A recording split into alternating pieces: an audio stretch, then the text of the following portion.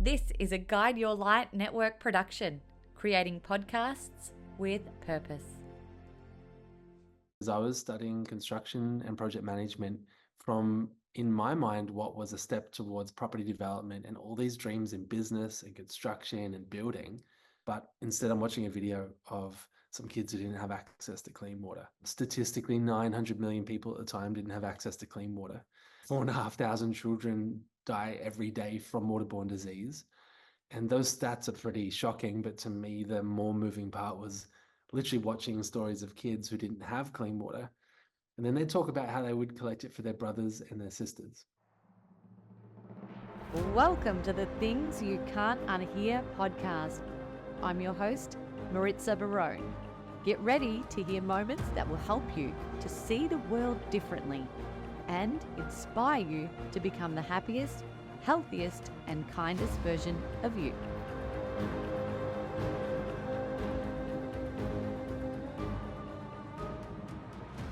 On this episode of Things You Can't Unhear, we chat to Daniel Flynn, the co-founder and managing director of Thankyou, a social enterprise that has absolutely changed the world.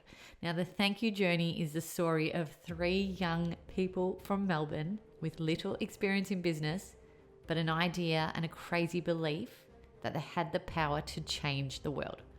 And they did. It started with the realization of how significant the world water crisis was and still is, and an idea how to take the billions of dollars spent on bottled water each year to help end it. Now, it goes beyond water, and now they've branched out into so many various products for our household that I'm sure many of you use every single day in your homes. This chat today with Daniel was so inspiring. Just being around conversations like this is really uplifting for people who are excited to live out their purpose and create something beyond themselves and make a real impact in the world. So make sure you listen in, take notes, grab your pen and paper, because there's so many aha moments in this for all of us. Welcome, Daniel Flynn, to the Things You Can't Unhear podcast. Thank you so much for having me. We made it. We have Thank been you. trying to get together for a while, and I've been following your inspiring journey for so many years, the Thankyou journey. And it's an honor to have you here to talk to us today to create some aha moments in other people.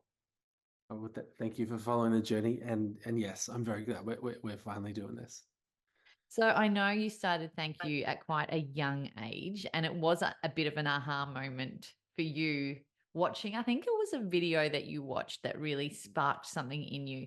And this is what I want to create from this podcast. You know, we've been doing this for 6 years, and it's so important for me to create those moments for people through conversations like this. So I'd love for you to share a little bit about what that moment was for you and why you decided to take action in such a huge way by starting Thankyou. Cool. I mean, it's a cool place to start, because I feel like as a society, we don't do a good job at valuing moments.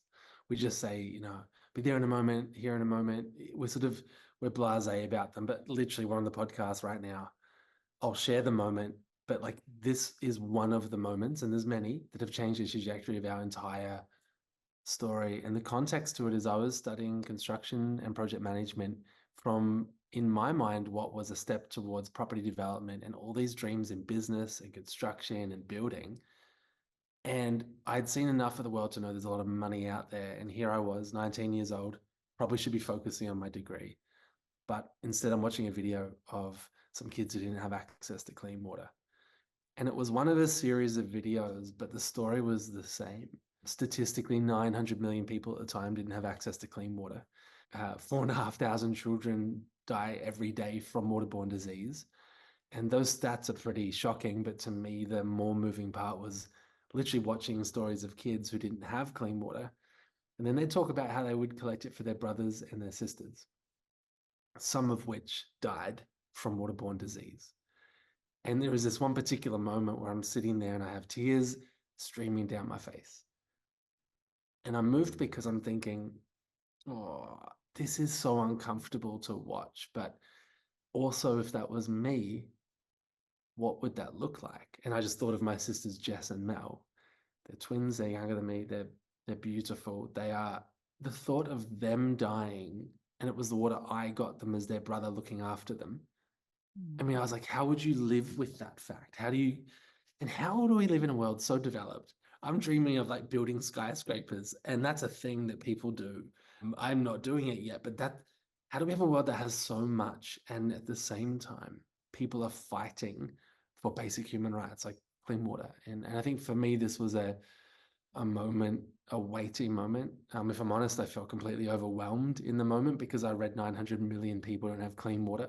And so there's that sense of like, this is a huge problem. And I think my quick conclusion is like, what difference can you really make to a problem that big? And I love the name of your podcast because, I mean, in this case, I couldn't unhear, but I couldn't unsee another number that said we spend $50 billion a year on bottled water. And I remember thinking, well, there it is. Two extremes, one planet. You've Mm. got kids dying every day. We're spending, and I bought bottled water, $50 billion a year right now, even though none of us would say we buy bottled water. Dirty secret, the category's gone to $350 billion, and it's still one of the Mm. fastest growing beverage categories in the world. So, like, this is what we do as consumers. And so for me, this was a moment that had a lot of weight and led to an idea that we've spent 16 years chasing. Incredible. And so what fascinates me is the difference between you and everyone else is that you actually, I mean, we all get affected when we watch these videos. We genuinely do. Our Yeah. heartstrings are pulled. We feel compelled to help, but then a lot of us don't, and we don't know how. And the difference between you is that you did. But you were only, remind me how old you were at this point. So I was 19, You were and I 19. So how does a 19-year-old know how to even begin to execute helping yeah. this Okay. situation? So, well, actually, I like that question because we didn't, and I didn't. And that's an important point. So when I say we, the beautiful thing about thank you is yes, for me, this moment was like this was a catalytic moment.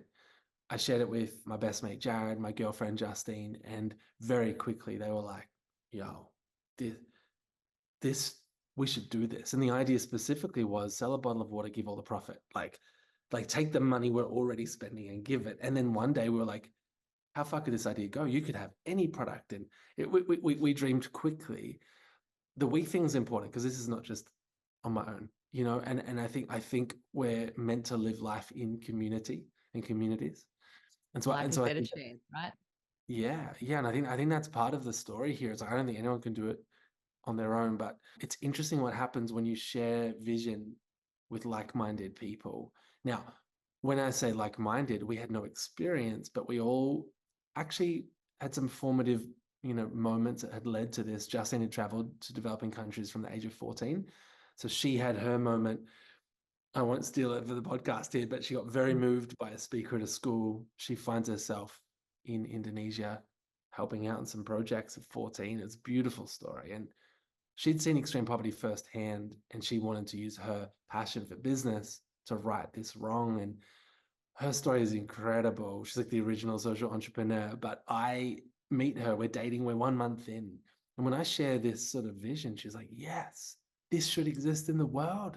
We have to do it. And so like we're like got this like youthful, like, yes, but we don't know what we're doing. And we do the beautiful beginners kind of mindset thing, which is we're like, quick, Google, how would you do this? How do you start a bottled water company? Right now, like right now, as we record this, you can ask these, incredible AI models, how do I do something? Give me the 10-step plan. And it's unbelievable. But back then it was just Google, and Google said you need a bottle in a factory. And we start almost like, it's like we were just uncovering a puzzle piece by piece as we map together how to launch what now is a growing consumer goods brand. I love that it sort of started as one idea and then it's just continued to evolve over completely different products and completely different offerings. And I know water doesn't even exist in the offer anymore. And that was the starting point because I think a lot of businesses start, and I know you're a social enterprise, but they start with the big vision in mind. And I'm sure you had that to some degree, but you really also started quite basic with that one idea, didn't you? Yeah. So this is interesting because, we talk about thank you as both a product and an idea, but I think it is this idea of taking the money we're all already spending, which, fun fact, is a collective $69 trillion a year. So that's how much we collectively spend. And so the idea is like get money from there to right the wrong, which is now 716 million people live in extreme poverty.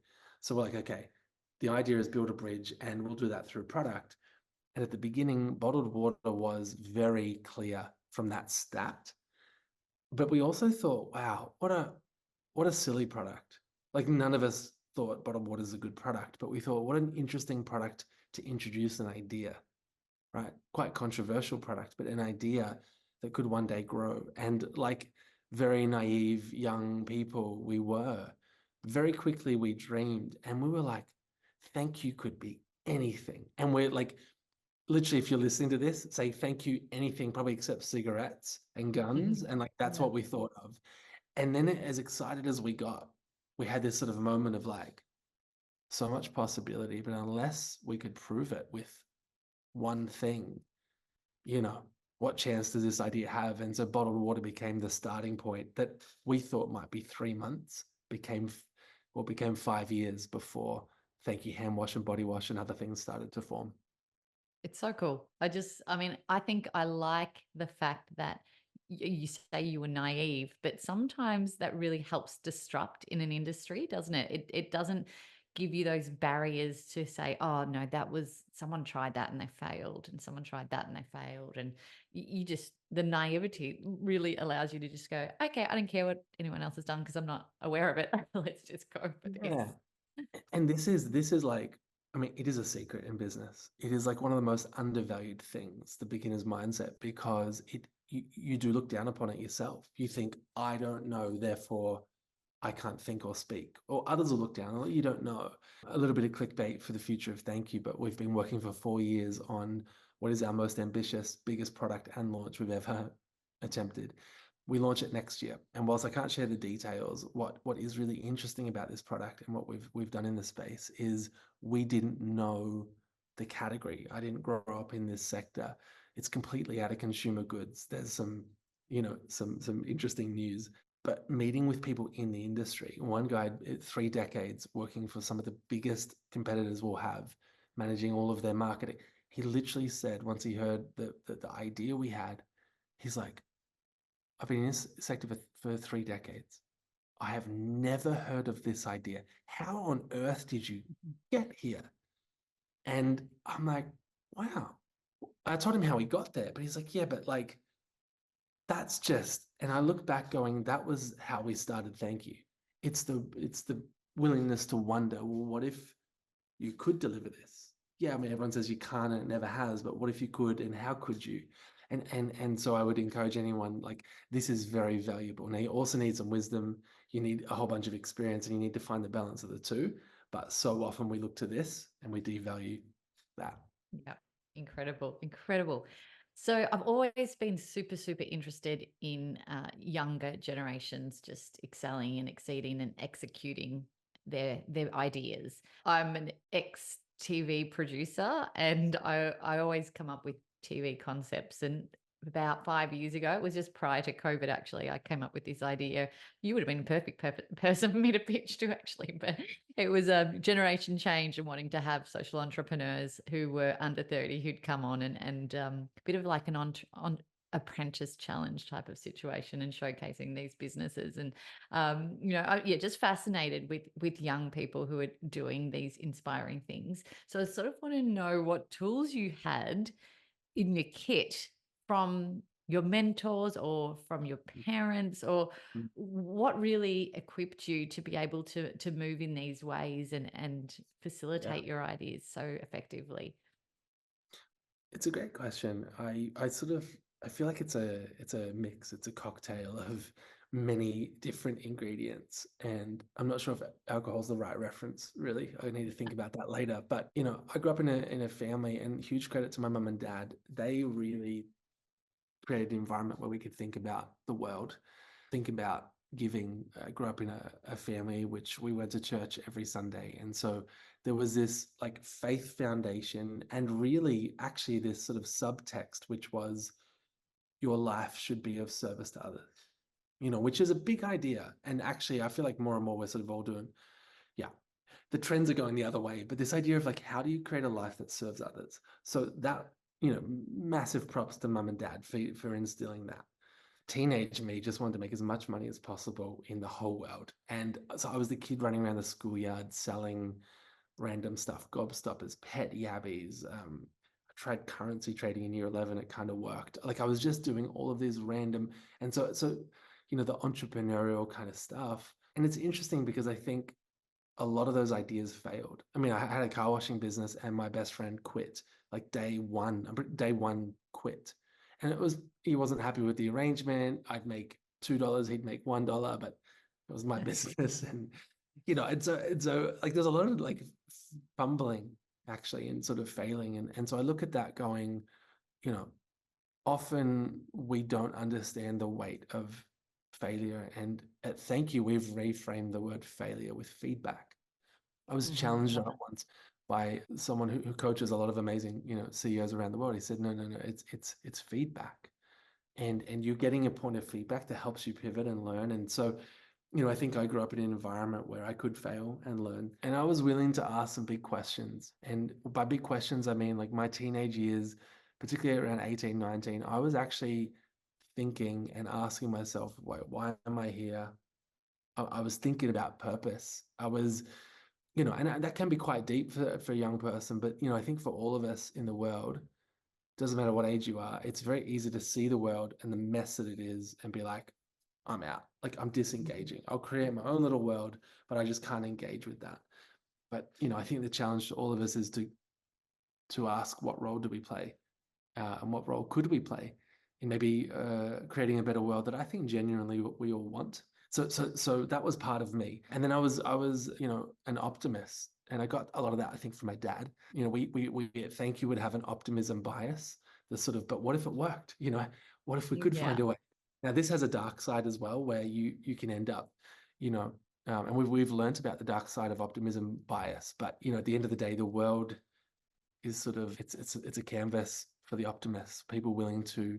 I mean, look what happened a couple of days ago. I mean, I was just watching some clip of a rocket landing out of space. Elon Musk that they catch it, a tower catches a rocket. The latest thing at SpaceX. I'm like, you've got to be an optimist to wonder, Yeah. could we catch a rocket from space to reuse it?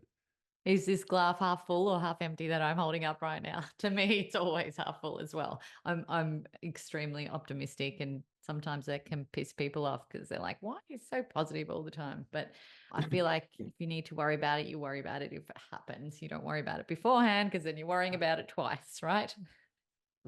Exactly. And so I think these are critical ingredients in the cocktail or in the mixture that you're making. And, I'm very grateful for different advisors and people that have came around this, from co-founders and people that I've got to walk alongside with on this journey, from mentors who've had heaps of experience and who are able to provide often an uncomfortable perspective, sometimes comforting, but sometimes uncomfortable, willing to call a blind spot, say, hey, can I be a bit of a rear vision mirror or side mirror for you and just say, you're very convinced of something, but actually, have you really considered this? And I've heard the concept of the self-made person, the self-made millionaire, and maybe they exist. I'm not one of them. I'm sort of being able to just have a lot of really great people help come alongside a vision. And I think that's the best path forward.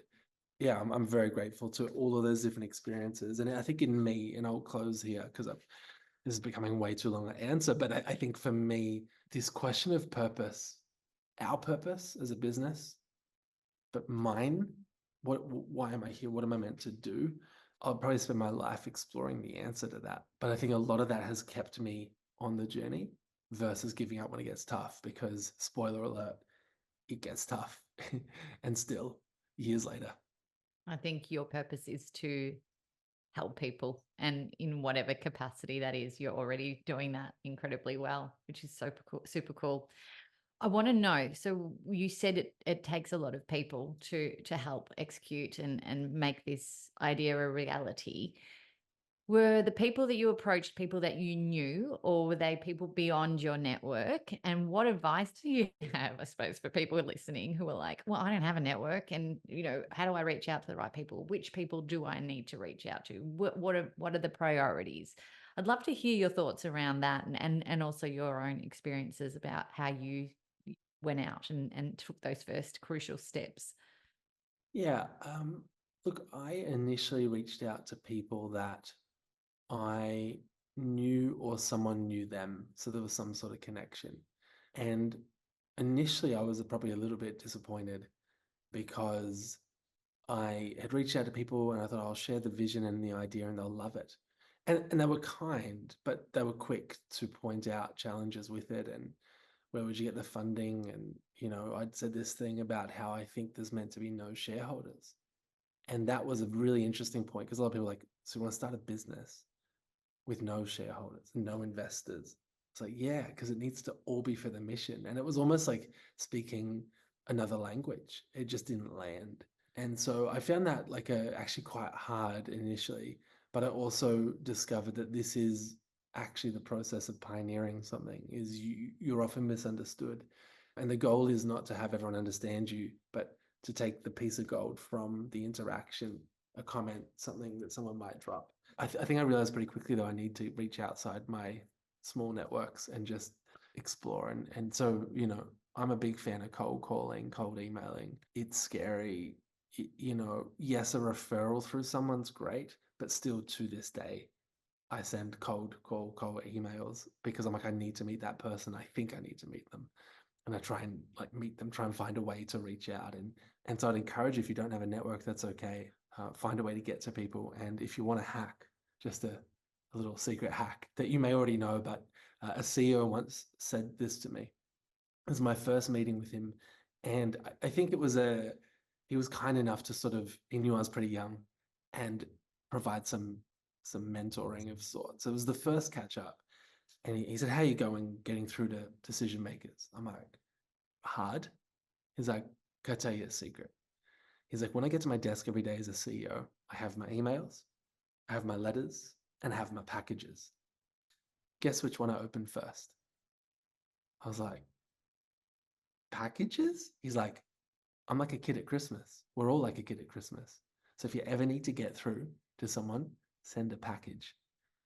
That little gem, let me tell you, we'd done it before. In fact, I remember sending a letter wrapped around the bottle, express post, and that was his key. Express post it because then it feels more important and someone has to sign for it. We express posted it to the executive producer of Sunrise, and he read it. And 3 days later, he paid for a flight for me to fly to Sydney to sit with him, and he pitched. Actually, he first asked, "Is this for real?" And he drilled me on a bunch of questions, but then he pitched flying us to Cambodia and became an incredible breakthrough moment. But how to get through to him? No network, just a letter with a story. An important story, I think, but wrapped around a product express post. So, I did encourage you, do not let anything stop you from reaching out. Making it easy for people to say yes and standing out. Absolutely. I gave the same advice to some interns at work for me as well. And I said, early on in the day in media, I'd be handing out my resume with tea bags and packets of tea and saying, hey, take a break on me, read this. I would put my resumes on like bright red paper and make it stand out. And, you just, especially in competitive industries, especially when you're trying to cut through so much noise, you need to think of different ways in order to do that. And you seem to be one of these types of ideas people, and they just continuously flow into your brain, which is amazing. Do you have to turn them off sometimes? Do you find these ideas that come through and you're like, okay, calm down, Daniel, we're already Mm. doing too much? Yeah, it's a definite challenge. It is. There is a lot of ideas or new ideas, big scale stuff, but even just day to day ideas. And I think it can get pretty noisy because there's a really important quote about ideas. It's most people may know it, but if you don't, it's worth remembering. It says an idea isn't worth much, which is quite discouraging. It says an idea isn't worth much. Its value is found in its execution. And so I Absolutely. think what we've had to learn is the art of execution. And it's funny, Justine literally yesterday sent me a screenshot, a photo from her phone, because Apple now sends you old memories all the time. And it was a Mm. 10-year-old photo.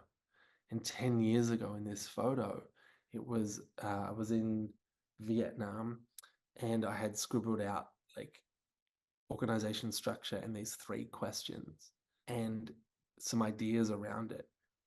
10 years later, we're still landing the core idea of that. And like, I knew it had been a while. Like, if you'd asked me, I said it's been probably 5 years. It was 2014. And I'm like, wow, it really takes time to land ideas and to execute. And, part of executing ideas is failing, getting up, getting the feedback, going again. So yeah, ideas are great, but the execution's where the magic happens.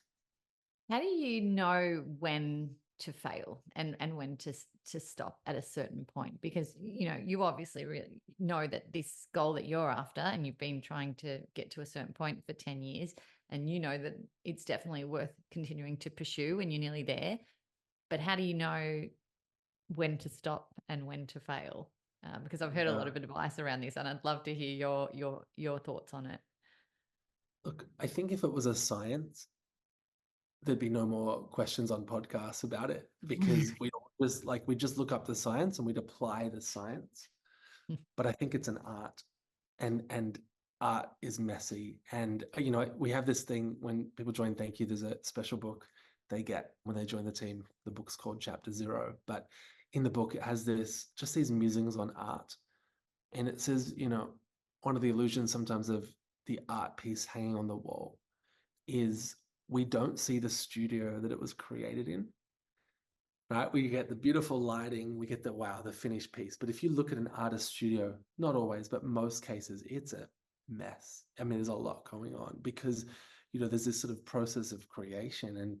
And so, we encourage people when you join the team, like, you know, heads up, this is an artist studio, not kind of the place where the final work hangs. And so I say, the process is messy. Sometimes we get it wrong. For me, sometimes you hold on to an idea for too long that you're like, no, but if we can just make it work and just make it work. And last week we we're in a really critical decision around a key product that has had so many setbacks and knockbacks. Like, it's just, why has it been so hard? And we've persisted and persisted. And I've asked mentors, like, when do you know when to call it and just say enough is enough? And we've kind of arrived at this moment of like, okay, maybe it is time for that particular product to take a different path. We're not going to shut it down. It's actually a great product. It's had a lot of challenges. What if we rethink that? And have we held on too long?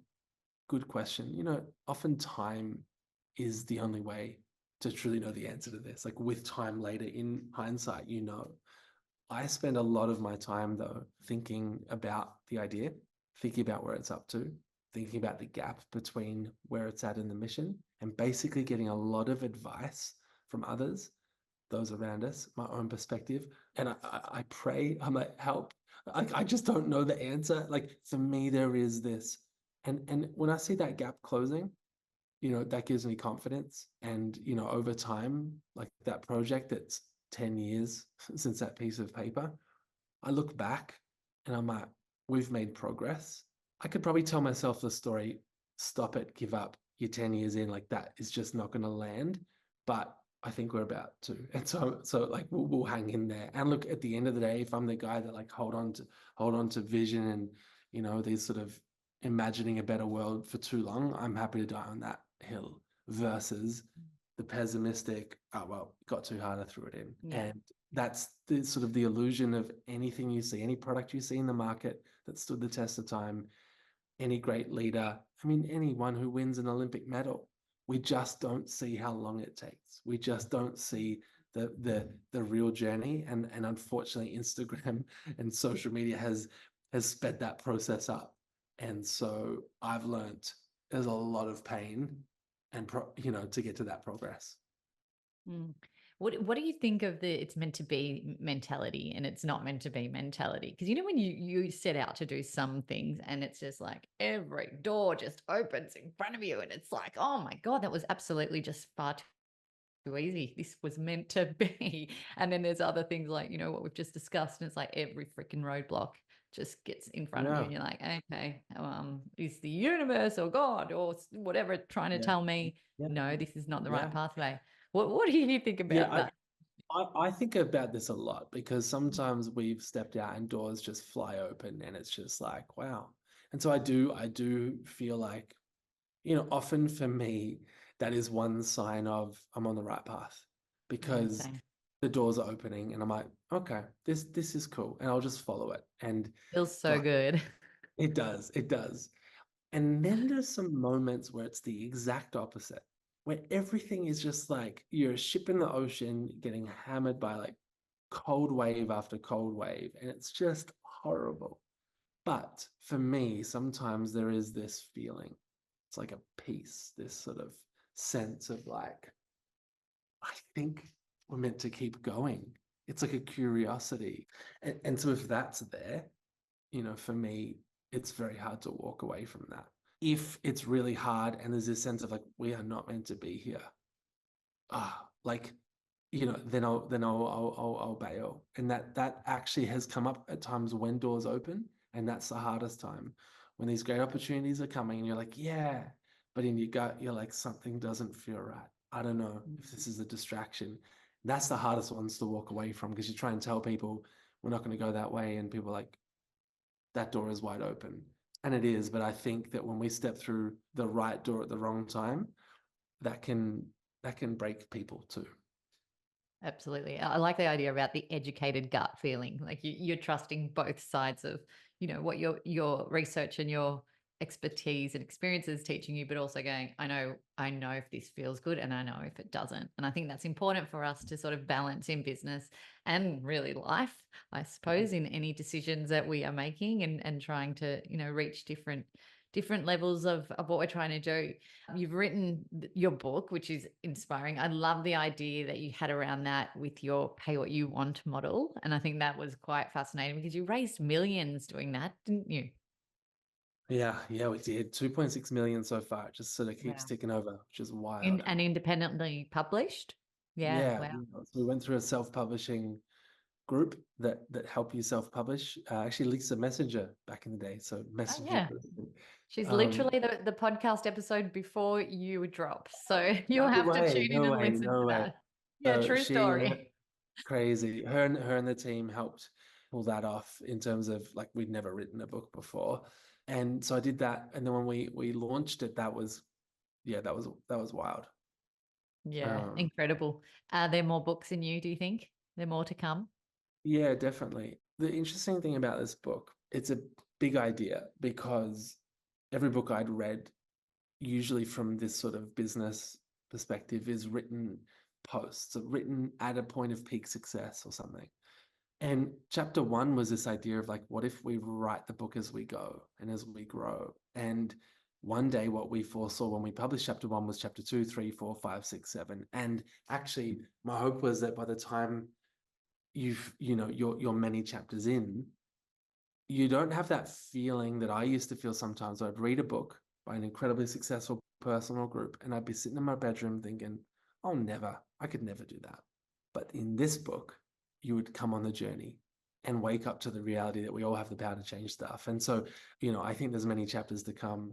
It's funny, I would have assumed chapter two was next, right? We launched chapter one, then we launched chapter two. But chapter one took us on the most amazing adventure and incredible heights post the launch of that. I mean, the book was second to Harry Potter launch week in the airport bookstores. Like Oh, wow. crazy. Like we'd made $1.44 million profit in 28 days. Like it just pay what you want worked, where people paying thousands, some people paying 5 cents. The most paid was a year later at 50 grand, Wow. which was so special, but the book opened doors. And that was actually the bit I never saw coming. I mean, we did the book as a fundraiser for Thankyou so that we could help fund more ideas. But people gave the book to people like my hero in marketing, Seth Gooden. He bought the book week three, which was cool. We express posted to him in New York.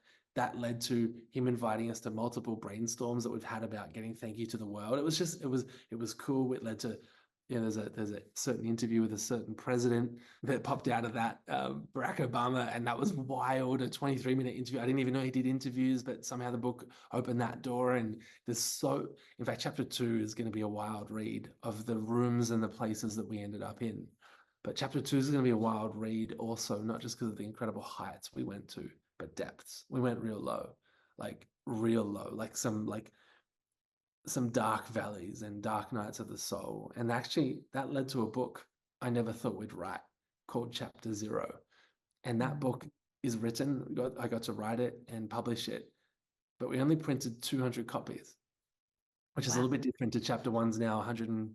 And they're all $50,000 each. No, well, yeah, we wanted to do that, but we said Chapter Zero is a book that can never be bought; it can only be given, and we give it to every person who joins. Thankyou. So team members, when we have a new partner, like partner business, they get a copy of Chapter Zero. It's the most beautiful book. It's hand bound by this artisan of her craft. Takes 4 hours per copy. It's the most beautiful piece of art, but in it is actually our secrets, our values, our foundations. We went backwards to go forwards. In fact, a lot of Chapter Zero was like, if we don't get the foundation right, there'll be no Chapter 2. And so together, there are hundreds of us around the world building what will become the visible Chapter 2 to people. And I can't wait for that book to come out. I literally dream about it most days. But we went on this incredible, like, introspective backwards journey. And I think that's the part no one sees in business and entrepreneurship. It's the iceberg phenomenon where you see the tip, you don't see what's underneath. And, our since 2016, when we launched that book, man, it has been a big iceberg underneath. But I can't wait to one day be able to share that Chapter 2 story, because I think in it people will not just have a better understanding of some of the challenges of launching things, but we've been able to learn some things that I hope are very helpful to others on their journey too. I'm riveted to see and read that, and you've already got me FOMO happening, sparked with Chapter Zero. The minute you say we can't have it, you want it, right? Actually, okay, fun story. I should have said too, the physical copy is given, but a few people have given that feedback that you just said then. So we've actually made a digital copy available for free on our website. I think we asked for your email or something, but anyone gets access to about 90% of the content, and you can click through it. And the team did a great job. So in Chapter Zero, particularly if you're building a business, a team, culture, company, there's a couple of big ideas in there that have really, really helped us. Secrets, but like they're open secrets. And so you'll find them in Chapter Zero. They're free. Again, Chapter Zero can only be given. We don't want to charge for it. And I do hope some of those ideas help people, because they've been decades, in this sort of the wrestle to get to them. Oh, it's so intriguing. I love how you pull it all together and just create this mystery around it as well. And there's so much giving in what you do as well, which is beautiful. So interesting. Now, I want to know a little bit about you. I know you recently moved from Melbourne to the Sunshine Coast, where I am. Believe it or not, we're not in person. If everyone's listening, we're probably about 20. That's on me. That is on me. No, we're probably about 15 kilometers away from each other, which is all good. But tell me about, the lifestyle change, having moved from the city of Melbourne to the more remote coastal living that you do here on the sunny coast. How are you finding it? Yeah, great. I mean, loving it. There is a sort of a depth to the move as well, because I grew up in Melbourne, and if you said, so where are you going to move next? It would be like, okay, Melbourne, probably New York, like maybe probably, and then I went to New York. I was like, just so you know, we're like, wow, it's cold. So we're like, what about LA?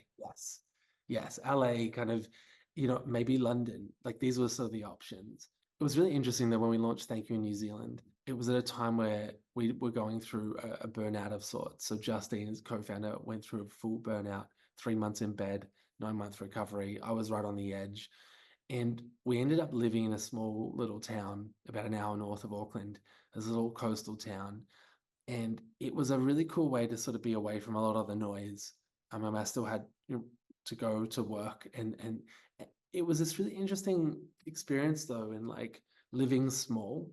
Thankyou's quite big, and we create this sort of big world, but living small. And up here on the coast for us, leaving a city. And there's a lot of security in that, a lot of networks in that, a lot of events and like, oh, you're here, quick, oh, come to this, come to that. And when you are removed from that or choose to remove, the bar lifts on when you travel and why you travel. And this move has become a lot about living small, I mean, locationally close to school and a bunch of things, but also trying to keep family and that kind of first mission, which is, I think, what Justine and I really feel now. Like, thank you is a huge mission, but we've kind of got a first mission to each other and the kids that we need to get some foundations right. And I don't want to judge anyone, but I've seen a lot of people build amazing things and sort of at the cost of maybe what they would say mattered most around family and relationships. And I can see it. I mean, so many opportunities open up once you get momentum. And so I think we've had to get really good at saying no, no, no, no, no, can't, no. And that's hard, but sort of the only way. And living here is beautiful. And it is a bit of a bubble, a small local bubble. And I think I've appreciated that in light of what we do at Thankyou. Like tomorrow morning, I'll jump on a flight from here to Sydney. And I think I'm doing a talk at South by Southwest, which is a bubble in itself. So I'm sort of, leaving here, I'll head to that. And then I'll fly home tomorrow night and kind of come back into this family space. And I think I'm really enjoying that. I kind of almost every time I fly out, whether it's overseas or it almost feels like you're going on a mission, and it's a different mindset. I found that really practical and helpful because for us, we want to stand the test of time. We want to live a life that, absolutely achieves some great big things, but not at the cost of things that matter most. And ultimately, we don't burn out in the process because that's not helpful for anyone. I think Janine Ellis put it perfectly when I interviewed her on the podcast because she moved to a coastal part of New South Wales, I believe, and she just said we've made the rule the remote area and the exception the city. And she's just flipped it. Exactly what you just explained is you still have the access to these cities, but then the rule is you spend the majority of your time in this little bubble with your family and saying no to things and doing the quiet things. And what I found in the move and removing myself from the hustle and bustle of a city is that I found a lot of clarity, and with clarity came creativity, like the ability to hear my creative thoughts more clearly. And speaking about the events, I think, I've started throwing events now because I'm like, let's create something that doesn't exist here and let's create something that I want to go to. So it's interesting because it does, in some ways it closes doors, but in some different ways it opens new and exciting doors and perhaps leads you on a path that you didn't think about in a big city Yeah, environment. it's true. And look, I spend a lot of my time when I get a free moment climbing a mountain or getting away to a beach just to try and dream and have that creative space. And that has been a big part of my journey is realizing it's quite counterintuitive, to do that. But that has become for me, I have a day a week called my blue sky day, which he came from, I met a business guy who did this thing where he'd take a day out a week to work on the business, not in it. For him, he said it was a time of reflection. He was, spiritual, and he said it was a time of prayer and meditation. And he goes, for him, really, he should be running his companies. He had 30 companies in his portfolio. One was a $400 million investment fund. So I was like, yeah, you should be doing the work. But he's like, I found almost the opposite. And I tried a day, and actually I was like, wow, that was cool. And then I did another. And now it's become a rhythm for me. It is the most special time. It's actually the hardest to keep in the diary because you think, oh, I don't need that. I don't need that much time. I'll just sort of fill it with another meeting or another thing. But it has helped me, certainly stay grounded, definitely stay creative, have new and fresh ideas, approach problems from a different way, and provide a breathing space to what is actually quite a fast paced, ever changing environment. Anyone who works in consumer goods, FMCG stands for fast moving consumer goods. And boy, it moves fast. Like one day you can think, oh, this is great. The next day you're like, how's everything on fire? What happened? How do we get there? And so, I love that you explained an acronym because people just don't do that anymore. Yes, And it's true. My it's habit true. is, Like, the what? Hey, am I supposed to know what that means? But I did know that one, which is good. But I think it's important sometimes, when you start a new job, for example, and you're like, hang on, I haven't quite got the lingo yet. I have no idea what these people are talking about. Very helpful. Thank you. As you can see, the podcast is now acronym letters. So you can guess what you want that to be. I'm not explaining it. On that, as my last question, Daniel, I always ask people what's one thing that they heard that they could not unhear. And I know you talked about that first moment when you were watching that video, and that was a big can't unhear moment for you. Has there been anything recently that you've heard or read or been told by someone that has stuck with you and really sort of changed the way you might perceive the world or move differently? yeah. There's been a few. I was with a friend once who, surfer. He led a youth community, and he wasn't like a super business guy. He wasn't some leadership coach. But he said this one statement I couldn't unhear. I'd never ever heard this, but he said leadership is learning just in front of more people. Mm. And that's helped me a lot because I think sometimes we think leadership is like looking like or confidently pretending and faking it till you make it. It's like when it's learning in front of more people, which is, when I have things that don't work. And sometimes people are like, wow, you're very transparent in some of your writings in chapter one or blogs or pocket. Like I wouldn't usually share that. Yeah, okay, cool. But like this process is learning in front of more people. And if you get comfortable with that, you're sort of willing to look silly, look misunderstood because you're playing a different game. It's an infinite game and you're learning and iterating along the way. And, I used to sort of fight to try and keep this sort of, I suppose, appearance, this facade of like, hey, everyone needs to know we're doing good and everyone needs to know where we're heading, to now being like, you know what? Time will prove it. And Mm. sort of fighting a different fight. It's instead of perception, it's actually the mission and learning and taking that failure and going again. And leadership is learning in And front of it's interesting too, because no one expects you to be perfect, do they? I think that's the expectation that we have on ourselves that we need to let go of. Because another things you can't hear moment for me was, that the need for perfection kills dreams, and that was a big thing that I couldn't take away as well.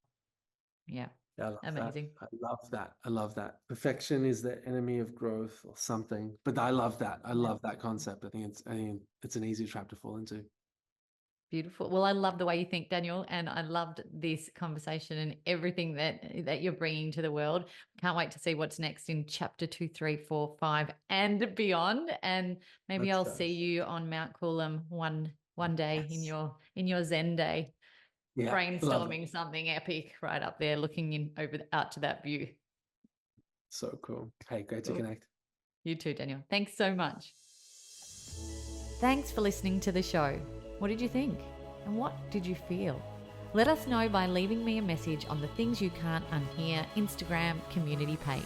And if you can, give us some ratings love on your favourite listening platform.